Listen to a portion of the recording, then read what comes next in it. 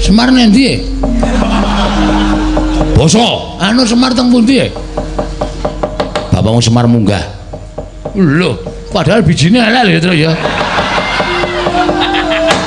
Ora munggah kelas ki ora. Ha piye? Munggah ning kayangan. Munggah ning kayangan kersane Ndara Baladewa. Oh.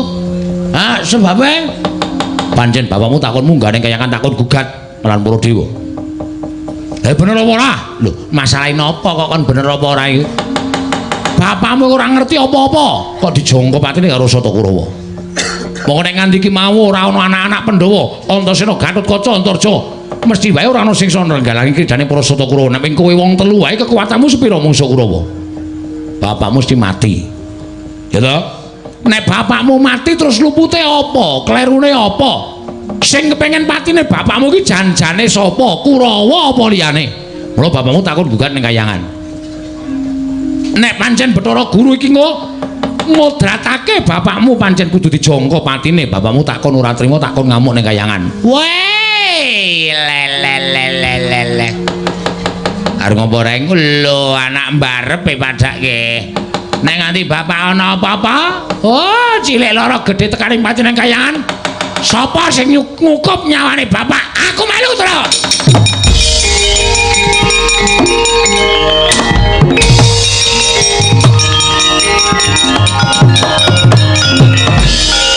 Mati maju kok. arep nggo pancatan dasku ta. Lah nek arep munggah ning kayangane bapak ra wis tau omong lho. Kowe do iso mabur nek mancati sirahe dulur-dulure. Garing mamak ceplek 12. Kene to? Saya ora masalah, ora. Aku kok terus arep mancat sapa ya. Lah tenan aku kari dhewe ning donya. Iki nggo ngopo? Kualat kuwi ratu rawane aku. Bojomu dundang pancat men iso mencolot tekan kayangan. Ngono ya? Heeh. Tariam. Wonten dawuh Mas. Edan. Bojomu nemu banget ya, Gong. Apangane dedake? Apangane jedak dengkulmu ora padake apa ora? Guys, Tru. Ya, ngusul bapak nek tak susul ndak tuman wae. Ngono, aku mau ya nusul aja kuwate.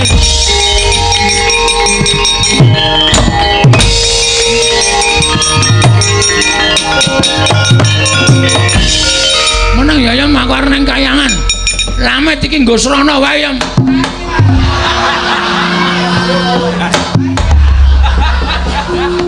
Ora iso munggah ta Yam? Kersane ajeng mancat apa? Sirahmu. Niki senes sirah. Ha padha karo sirahmu. Gedene padha. Kowe iso nek dinahi wik. Sampai ada umbul gede apa diserang. Wis kudu padha. Senengane kok kaya koten ora wis, ora usah. Cerewet wis, kene rada dinglo. Nggih. Ujan. Wah. Kok jero banget ta Yam? Dalem beli. 3 meter setengah. Kalian Pun kebon. ya Tru, tak susah Tru.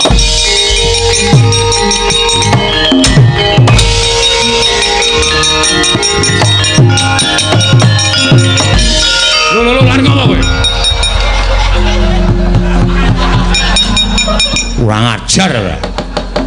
Ratu dinggo dolan sak penake dhewe. Wah, muga-muga kelakon penjangkamu. Kek, aku wis rampung nyingkirke Kurawa, kek.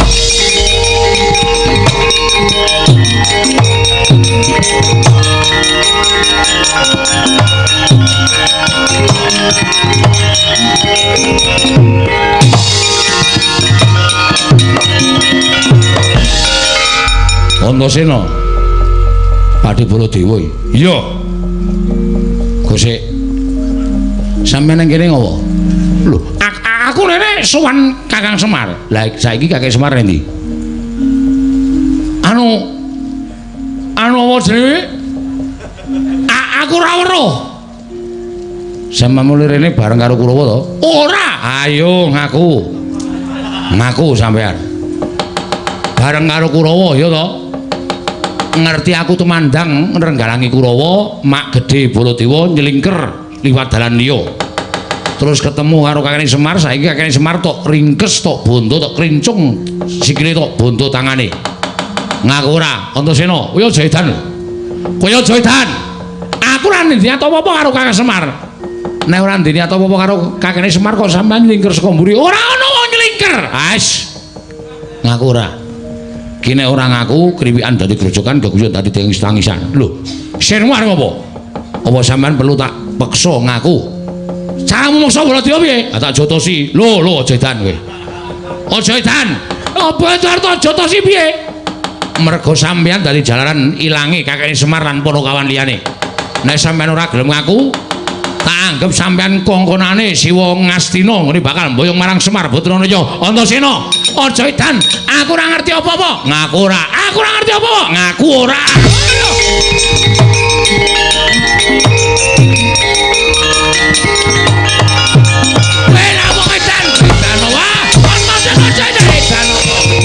Aku ora. Hei, aja edan ora iso.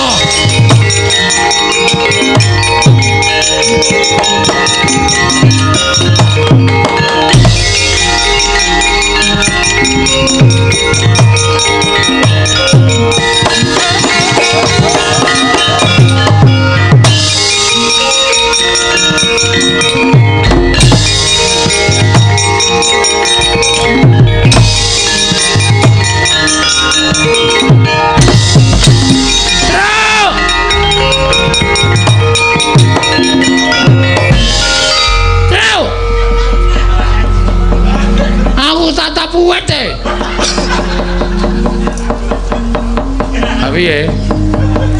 Ayo nasibmu Gong. Terus ora ono tak terus ganggu terus. Aku dibantu. Ya piye wong kene iki kekuatane ngono. Truk. Oh, bujeki kowe. Iya. Nah, ganduan iki.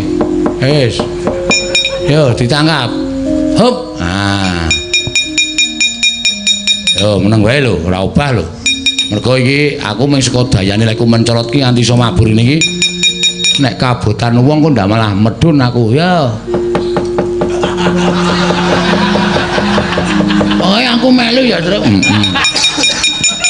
Nah aku ora dijak, aku ora iso mbelani bapak. Kudu mbelani anak kok ora mbelani iki piye. Ha iya. Kowe carane tekan kayangan tok gantung ngene iki aku ora masalah. Yang penting aku iso tekan kayangan. Ayo nek ora ngono ndak ora ramu. Heeh. Truk, ngopo? Medun se ya. Lah ngopo? Awe cenanangan kok. Cenanangan piye? Liwat papringan nek. Sarungku kathokku keri ning papringan ya, Truk.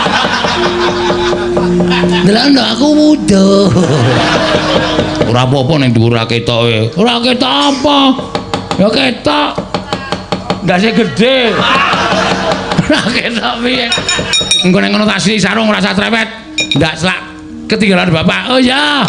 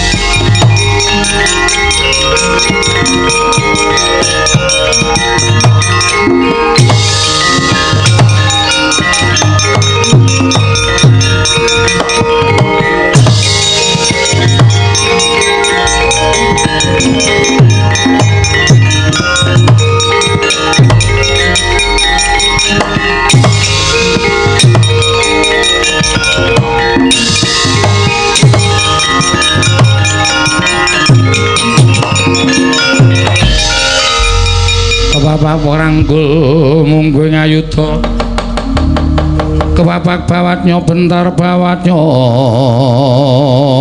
bentar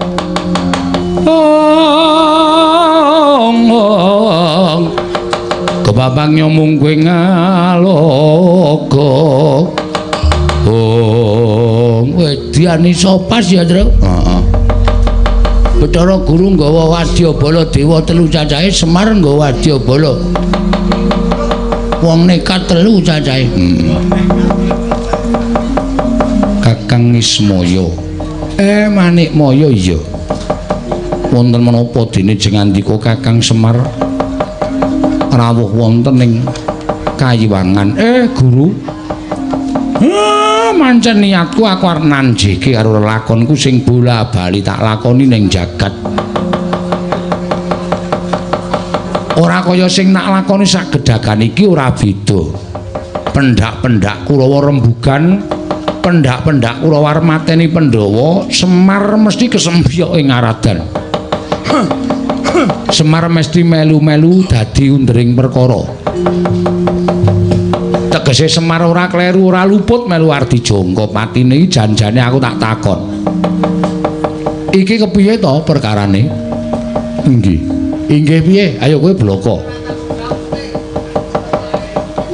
sejatosipun pancen saestu kula ingkang nginger kiblatipun para tiang-tiang saking negari Ngastina tumunten kula menika nalindraning para dewa wenang damel mubah musiking manahipun para titah menang damel lampanipun para titah tumunten kula ingkang nglebeti pemanggih menawi Semar utawi Kakang Nayantaka kedah sirna panci mekaten Kakang Nayantaka kula ingkang ndodho dhateng lampan menika Kakang Semar kosek kok kowe iso omong kaya ngono aku saiki tak takon karo kowe jane luputku apa salahku apa aku wis trima urip ana ing jagat aku trima urip ana ing donya kowe dadi ratu ning para dewa aku ora tau ganggu gawe karo kowe kok kowe pendak-pendak ganggu gawe karo uripe Semar mongko jagat karo kadewatan kuwi adoh parane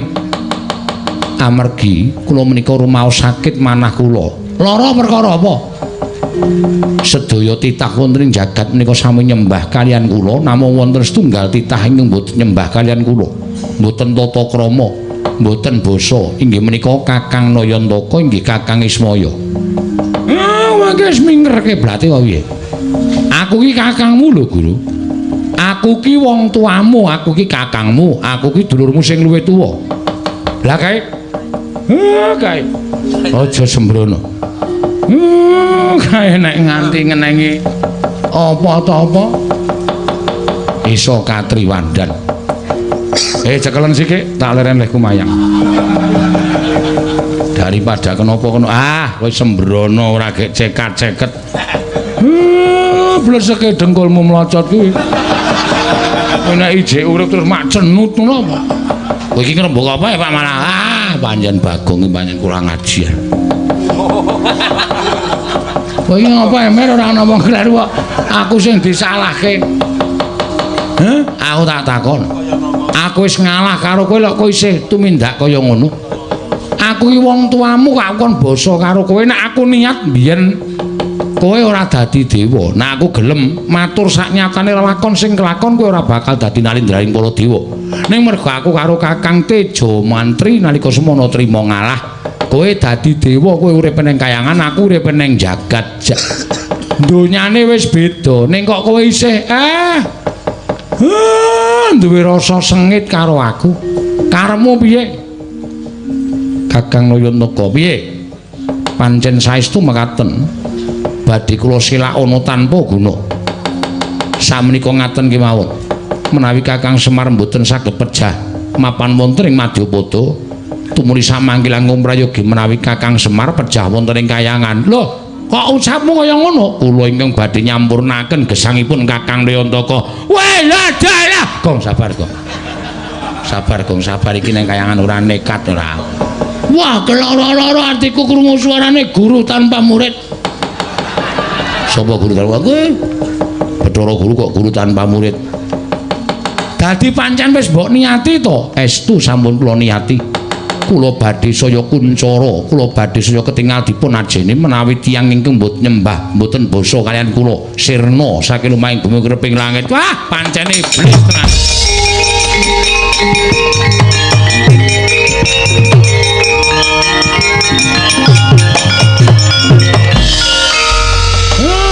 Pancen wis ora kena disewawa. Pancen kowe pancen nek lagi kepanjingan jiwaning iblis ora mantra-mantra sipating dewa. Ning kaya pancen kowe ora pantes dadi dewa. Nek kowe pancen niat arep mateni karo Semar nyampurnake Semar, ayo. Rupak wani jembar wani kula ingkang badhe wantun dhateng Kyai Semar. Pancen setan kowe. Otos.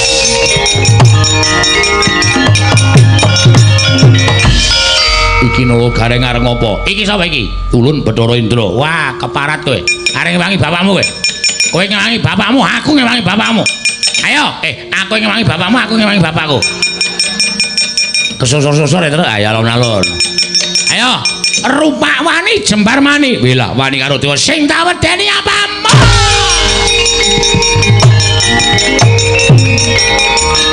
Stop. Sapa iki? Bathara Brahma. Kowe lah nyilih rek to. Lho. Nyilih rek kuwi dewaning geni to? Heeh. Nek pancen dewa-dewa rembeane Bathara Guru, aku sing ora nrimake tantrimane Petruk kandung bolong obrak-abrik kayangan.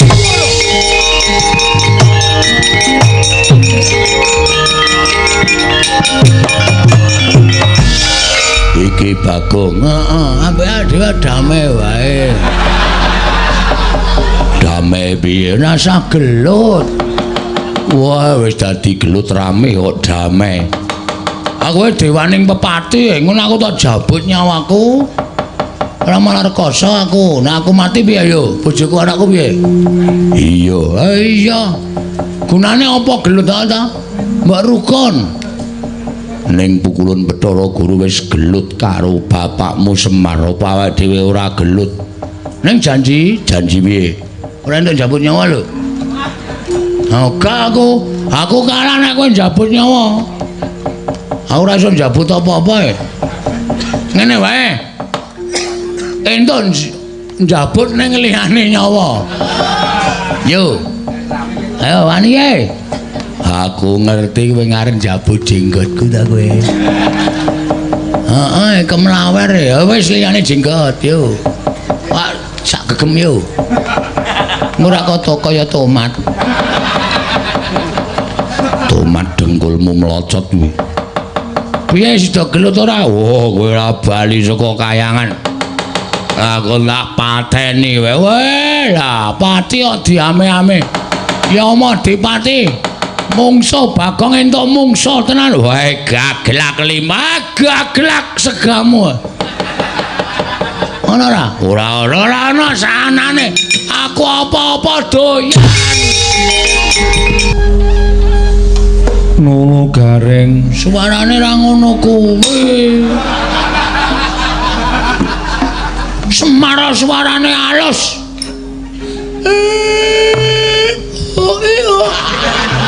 Ora tambah-tambahi kok ora. Ajari. Bagong aja edan, ulun Bathara Guru. Sing ngomong sapa? Kowe ora sadar ye. Wis malih Semar. Apa iya? Mbak wae digrayangi. Kowe gedhe banget to kopek. Ora ta ya. Aduh. Nolo gareng. Kepiye iki? Mundi dawuh mangyanipun Iwang Pikulun padha menang. Sampeyan kudu nderek kersanipun Iwang Pikulun padha menang. Kapure semados nyemar. Ulun ora iso tiru kaya suarane bapak kita. Bapak kula niku Bapak Semar dudu Wita. Bapak kita iki bapakmu. Lah iya. Mula ben diajari Bagong. Bagong aku ajarono. Ana apa ajari apa? Maca nulis. Ora. Diajari nyopir. Aku ajarono supaya kaya bapakmu. Domongi nek bapakmu nek ngendika. Ayo kowe diampratake. masuk. Kene ora nganggo belajar secara militer. Ojo Bagong, ojo. Ojo apa? Ayo, tirake. Truk. Ana layang saka sapa? Saka Mas Waris saking Hong Kong. Badhe nyuwun tembang lingsir wengi ingkang nyekar Bu Prastiwi kula kintun kagem sedaya sahabat ngebyar. Hongkong kok layange tekan kene. Iki paling luwantar streaming terus dikon nuliske. Ha iya. Sone aja gelem nekon kono ndak. Muga-muga tembang. Ha iya. Kepun belajar, Pak. Ngono. Wes lumayan. Blegegekugek. Blegegekugek. Rada kasar suarane rada kasar. Datar kowe ngelek wedi. Aja kok njur ngono. Ngelek wedi ora. Ngene, blegegek ugek ugek. Blegegek ugek ugek. Nah, sak dulito. Lit mel kok lit ben iki diwale men rada beda to ya lit ndoro kedawan ndoro wis apik wis gak ngemburi iya Bagong, garing, wonten dawuh Rama, Pitruk, wonten dawuh Rama, Bagong, wonten dawuh Rama, garing. Kanggo nek isone mengono kae terus iso ngetarani lho, Kang. Koming Bagong, Pitruk, garing. Linggo-linggo dioper. Aku teko kene kok. Kowe rono. Mati mundur. Bagong. Ijo Bagong. Wah, weda. Mana kaya nganu lho. Iku nek ora omong dantil wae ngono njur. Bagong, ayo sakarepmu wis dipasrahi kok kowe. Ha iya. Ayo ora apa-apa kok ya. Mer. Bise. Kampleng kowe. Aja. Iki kowe tak jasrone negara Ngamarta. Omong karo Punden Pandhawa nek kowe arep mbangun desa. Syarate kudu kowe nyuwun syarat ditumbali gedhiye Werkudara. Ngono ya. Gelem fotonya. Gelem fotonya. Gong ora ngawur lho, Gong. Dadi napa mah diajar iki sing ngajar kudu awake dhewe. Ning Werkudara. Iki Bathara Guru ora urusan. Engko ngecek nganu karo bapak sia-sia ya. Aku kok tak jlomprongke. Lho kok kowe ngerti? Kok ngerti piye? Yo ngerti kok iki wong waras ya ora. Ngono nganti tak tutke ra gelem muni ngono, ditenono larak ning jaba gebuk iki. Ben, Gong. Wis ora urusan. Aku sing ngatur perkara iki. Nek nganti wis ta, ya. Sago ora. Aku piye, Gajul? Gajul, ya sago. Beres iki anggere ngapusi titenono ajar dhewe kowe. Janing yaning kaloka kaki langit.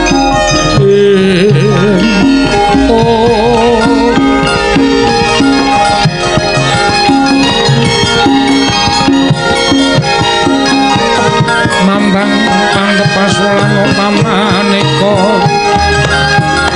lintang toya kusuma yana sumawur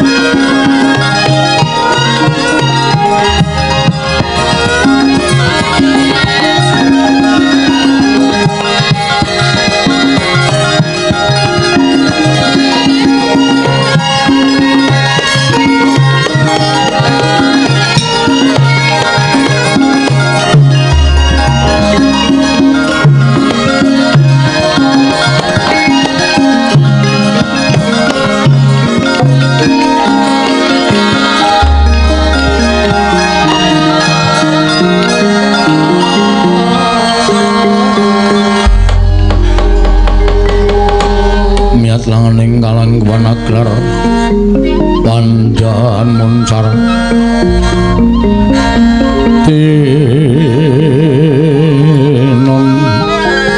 lir kekonang surem sorotetan padang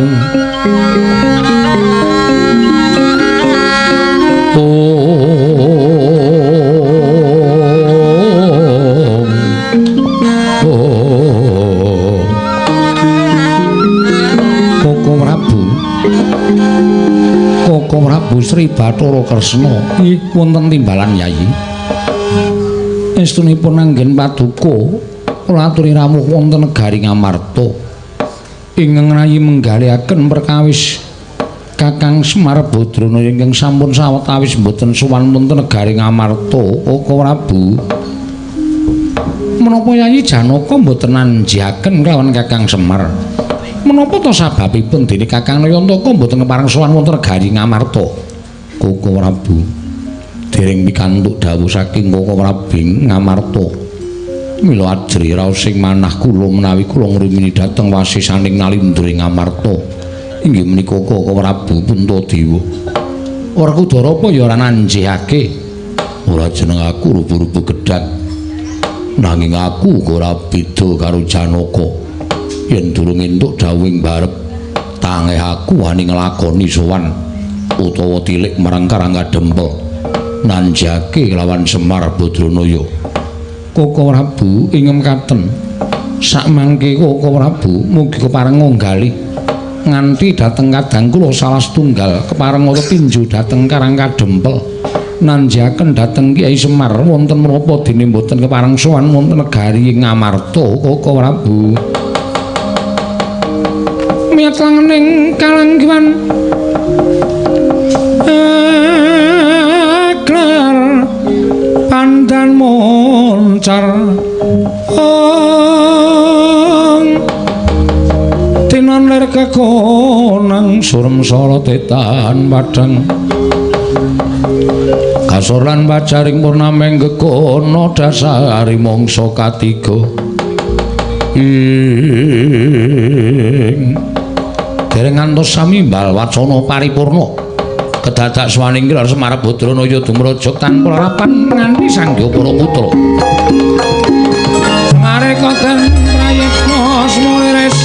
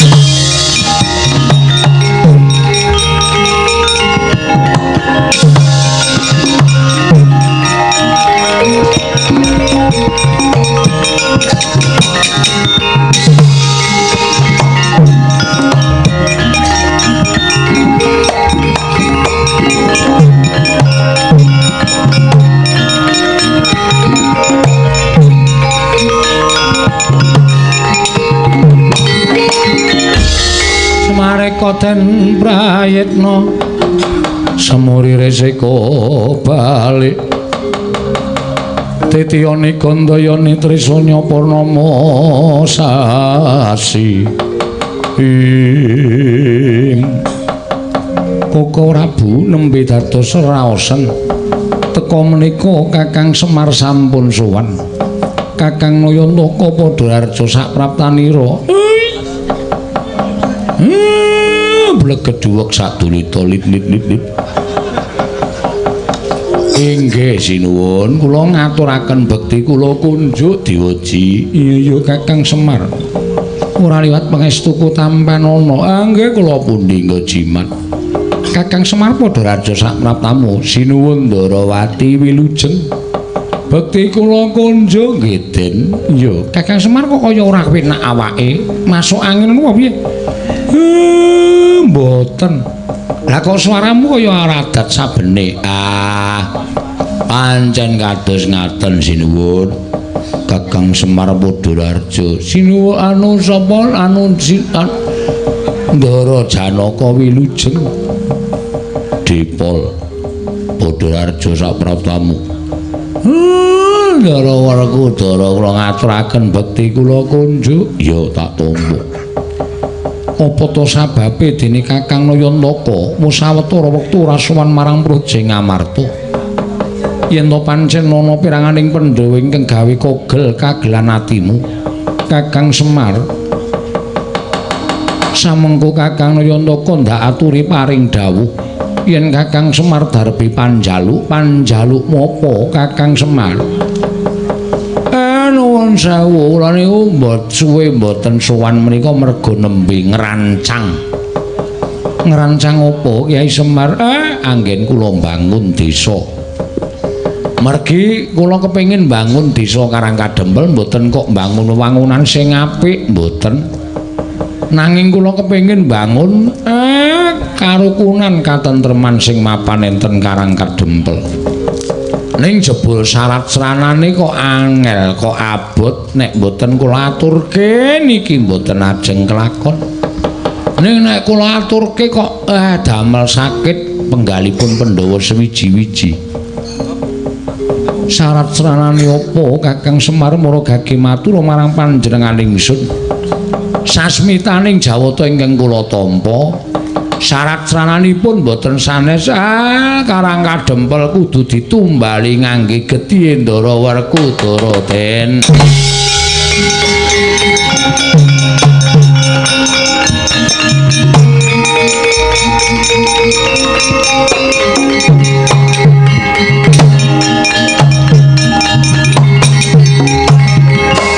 Semane pancen wis ora kena dikandhani kok.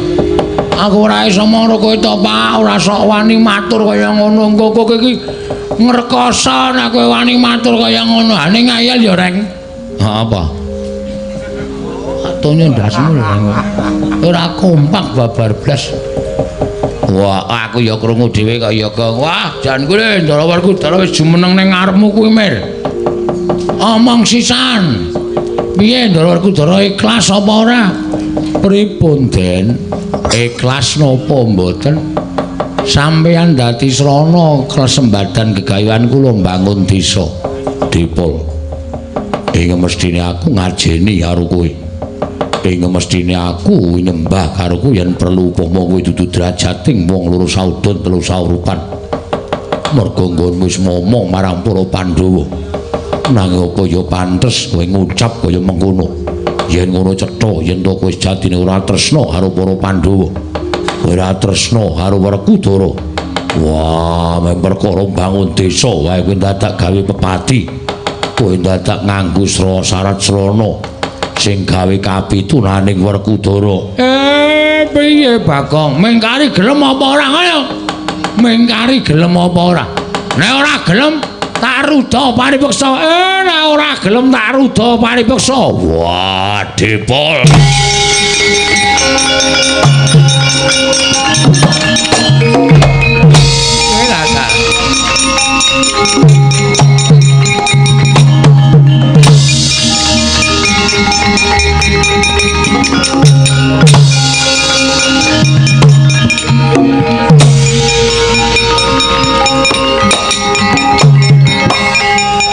Ngono kuwi tegese ngajar ora awake dhewe. Ning Ndara Werkudara dosa luga kaya ngono kuwi. Takmut ndasmu lho, Reng.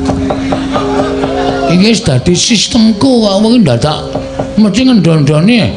Ning nganti kae engko sing dadi Semar kuwi cilik lara gedhe tekaning pati. Dewa lara. Dewa ora iso lara, ora iso mati. Diajar kaya ngapa ora bakal iso mati. Wis men kapok, men jerah. Apa? Jerah. Jerai apa? Jerai isin. Wah, bayah jerai kapok. Heeh. Men ora mbeda karo uripe bapak ning alam padang, Rek.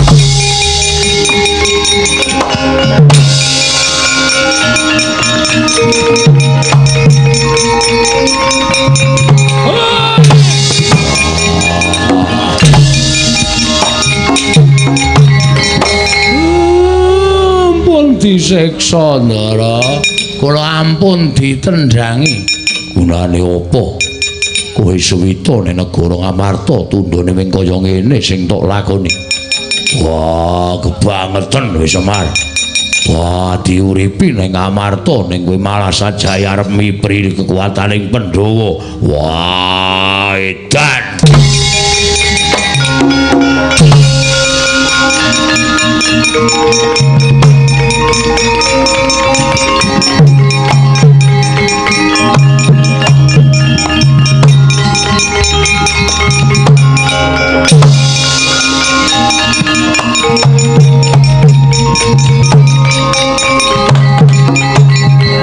Ora kok sik iki kok gawe gumun to? Bab napa? Lho biasane bapakmu kuwi nek dipiloro karo wong kowe iki mesti padha runtik. Lah kae ditendangi Werkudara kok kowe do meneng wae. Sing kurang kaprayitnan kuwi sampean. Lho. Kok kowe nyalahke aku? Oh, salah. Gunane apa? Kedapuk titik sing Sang Hyang Bathara Wisnu. Kudune iso nyawang sapa to Semar kae sejatine. Ora mentuk kantakon ngopo Ndara nesu. Ora nyambut gawe ngopo mentuk kantakon. Lah edan, ora edan sing edan kowe. Wus. Aku ki ratu tok undheke edan. Ayo disawang. Kanggo permana jati. Sapa sejatine Semar kae?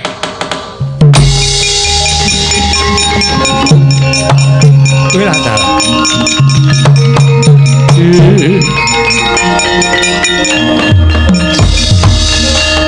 Lah kok dadi saka yang ngono kedadeane. Nah, niki kula critani. Wau bapakne gelut karo sing dadi Semar niku. Lho, gelut nggih. Lha perkarane napa kula ora ngerti bapakne ajeng dipateni karo Kurawa. Sinuwun Mandura rawuh teng Karang Kadempel. Bapak niku ajeng ngrancang bangun desa. Sinuwun Mandura rawuh kesusul anak-anak Pandhawa.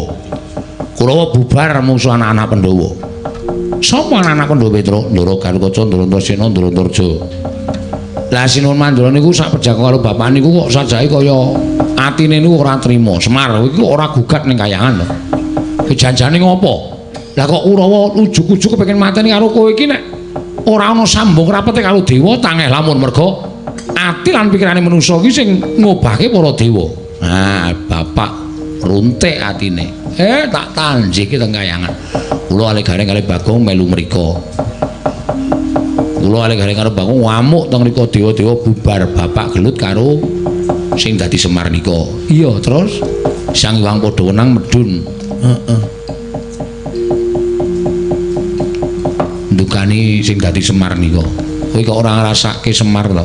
Semar ki urip ning alam padang, Semar ki urip ning alam donya wis rekoso dadi wong sekeng, dadi wong ora duwe tukang momong. Kowe wis kebekan derajat pangkat dadi nalindraning para dewa kok isih duwe rasa gething karo Semar. Nek ngono hukumanmu mung ngrasake kaya dene urip kaya Semar. Jelek. Dadi Semar. Sapa? Nika wau. Lah terus Bathara Wenang wis Bagong Petruk Gareng mangsa para nggonmu Murba Masesa. Semar iki tak unggahke ning kayangan.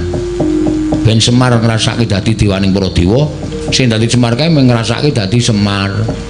Wong ngono, anu iya, anu nggih. Kowe lah dalah iki mau ki sing ngakon nganggo tumbal Geti Werkudara iki sapa?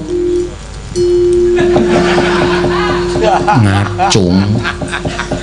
Lah kok isa-isane nglakoni mangane tangan kula sing ngajar Semar. Lho ora mentala wong wujude Semar. Ora ketan jerone du Semar. Ben diajar Ndara Werkudara. Kae engko nek nganti kena apa-apa piye? Mboten mungkin niku dewa sing dadi. Ora apa-apa diantem wae mung lara dela mari, lara dela mari. Nek nganti disudet kuku Pancanaka. Lho apa mlendring? Kok apa mlendring kok disudet? Ora bakal terdas. Pun tak sampean pitados kalih kula ning ra tawat-tawat ndak geger kanane Bagong.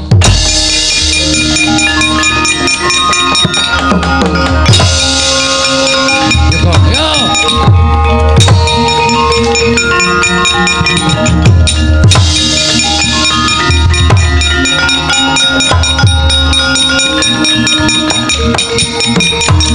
Kowe aja edan Antasena. Sedalan-dalan aku waja tosi, sedalan-dalan aku tak tabohi karepe piye?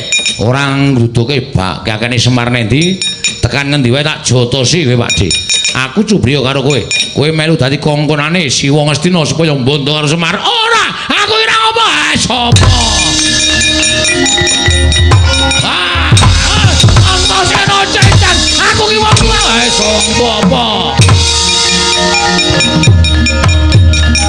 Woi!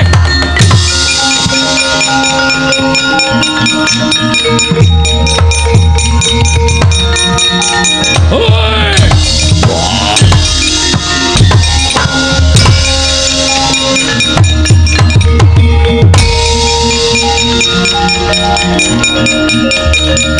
Wah, gugu karepe dhewe.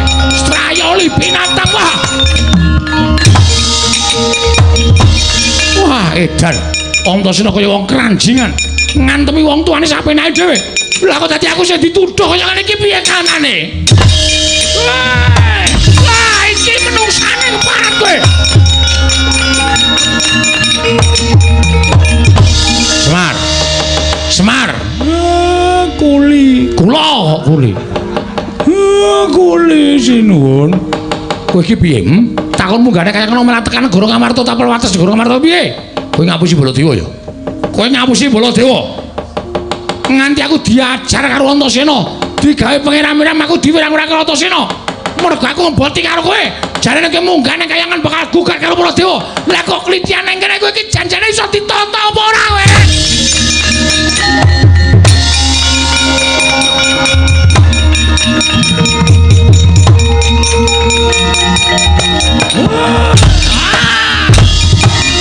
Mati.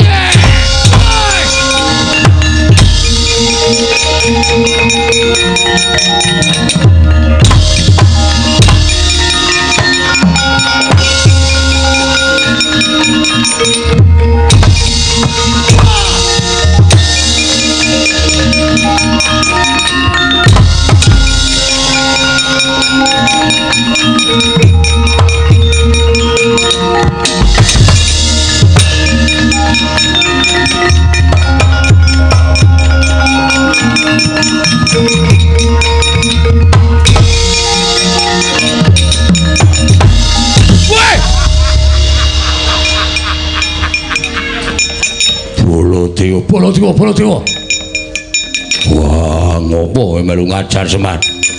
Menungso ora tatanan manung maring jajaran ati iblis.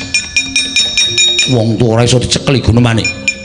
Jare kowe iki tekan kayangan. Kowe mau ditemu karo kedebul karo aku, lah kok dadi kowe tekan Negara Ngamarta. Kowe ngapusi karo aku lho. Mboten sinuwun. Werkudara ngopo Semarta Azhar? Wah, arep bangun desa dadak nganggo tumbal gedhe Werkudara. Tegese Semar wis tegel karo aku. Tinimbang aku ditegeli karo Semar, Semar tak tegeli. Ayo bener kowe. Bengawan Solo. Wah. Mula wektu dina iki aku ora trima. Aku ya ora trima. Nganti kanane kaya ngene aku ora trima. Kowe kudu tanggung jawab Semar. Aku diwirang-wirang karo Antasena. Wah, ayo kake. Dadeno tumbal Werkudara ning jagalan kaya sapi. Iki piye lakone?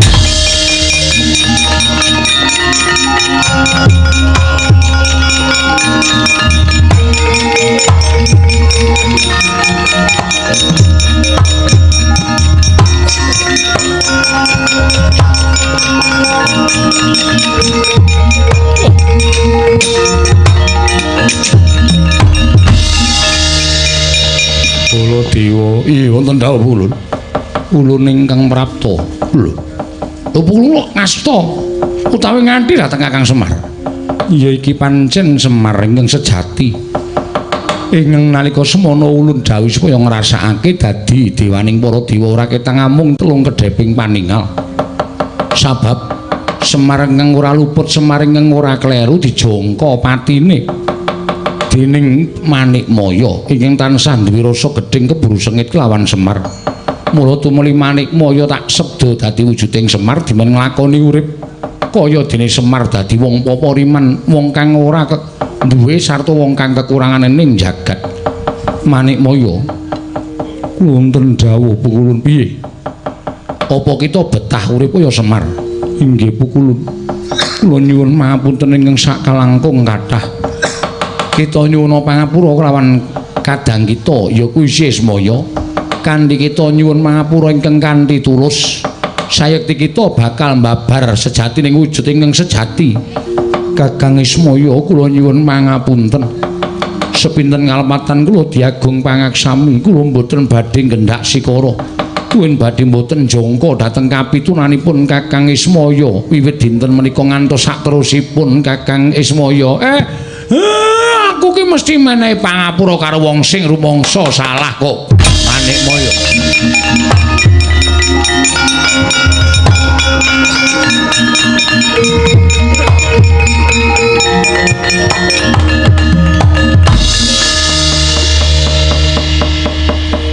Kita wis ngrumangsani luput Guru inggih Pukulun kula sampun ngrumaosi lepat kanthi kaya mengkono jangkungen sedyaning Sismaya ya kadang kita jangkungen sedyaning Semar Badranaya nggone bakal mbangun desa muga dadi pancatan tentreming jagat sawigung. Nggih kula badhe tansah ngulataken gegayanipun Kakang Ismaya Pukulun.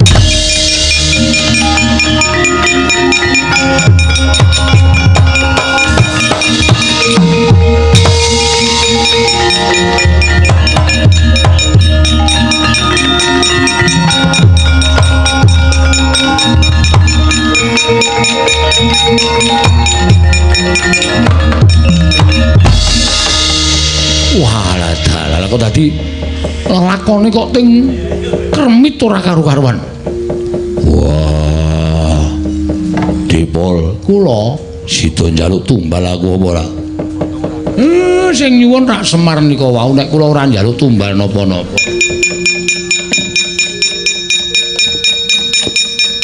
Kowe ngerti sopan ora? Piyayi lungguh dhuwur tak ajar kowe. Cah picak mripate. Kowe. Iki Bathara Guru to?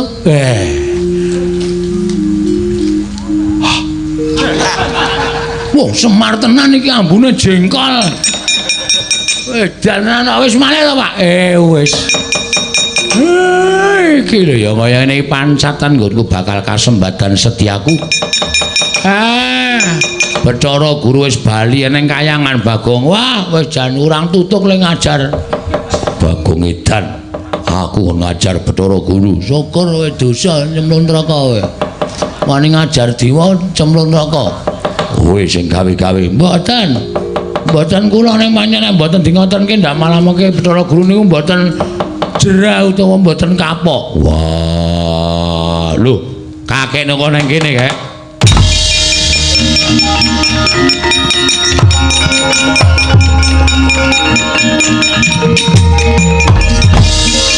Kakene Semar jajar mbangun desa kok malah nang kene. Saiki iki delon kuwi. Kuwi didelokke kuwi senengane ngluputke wong gerang, ngluputke wong tuwa saiki salangan. Iya, Dik, aku salah. Dade. Saware salah. Aku nyuwun ngapura. Napa Antasena? Pakde tak jotosi. Mergane tak kira nek ngerangket kakekne Semar. Turun dalan tak antemi tak tabuki nganti gila. Wah, caidan. Wah, sesuk meneh ora waton. Ya nyuwun ngapura Pak, ora ngerti kok. Kuwi anakmu ngono ora tau diulangi ngono iki. Anake wong kau, anake wong dosa. Anake wong mutuh apa anane? Pakdene diajar aku ki ratu turun dalan dijongkong-jongkongke. Nyuwun ngapura. Nyuwun ngapura, Pak. Wonge trima ora? Sapa? Sing ndok jotosi. Trima ora trima gajulane. Iki sing gerang rak malah wah, Werkudara iki malah nutur karo anake sing rapi to.